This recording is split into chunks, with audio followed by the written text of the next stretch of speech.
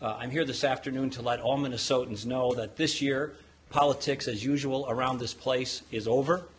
There will be no special session, there will be no government shutdown, and there will be a budget that lives within the means of Minnesota's taxpayers and the revenues available to the state of Minnesota. Especially in these challenging economic times, Minnesotans deserve and expect timely and decisive action, and we're going to deliver it. And the important message I want to convey is we are not going to have a special session this year. There will be no government shutdown. This legislative session is going to end no later than Monday at midnight. Now, between now and then, all of us are committed to work with the DFL if they are interested in trying to incorporate any concerns or suggestions they have about this plan, but this plan is going to move forward starting today. Well, it'll be a combination of line item vetoes and unallotments. The areas will include health and human services. They will include some local government aid. We will mimic through the statute the effects of the shift.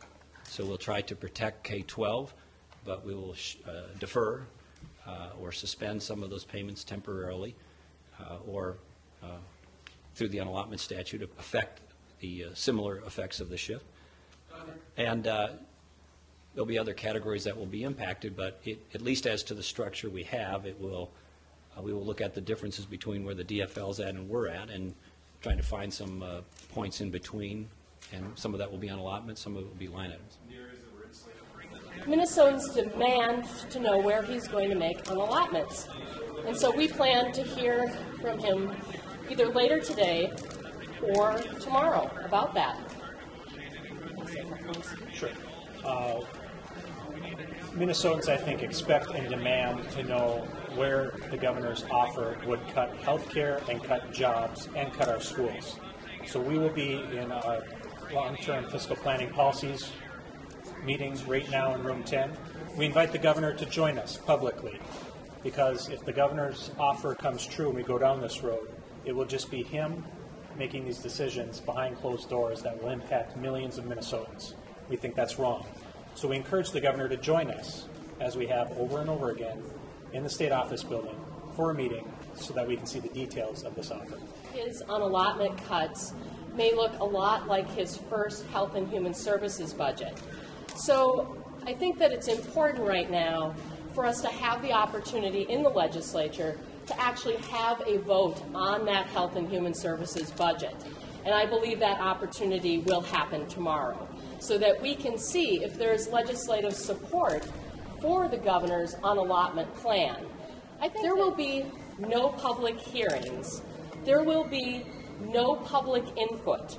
There will just be a governor alone with unelected people whispering in his ear of what to cut and what not to cut. Minnesotans expect better, they expect more, they expect public input, and they have told us what their priorities are. Their priorities are protecting our community hospitals.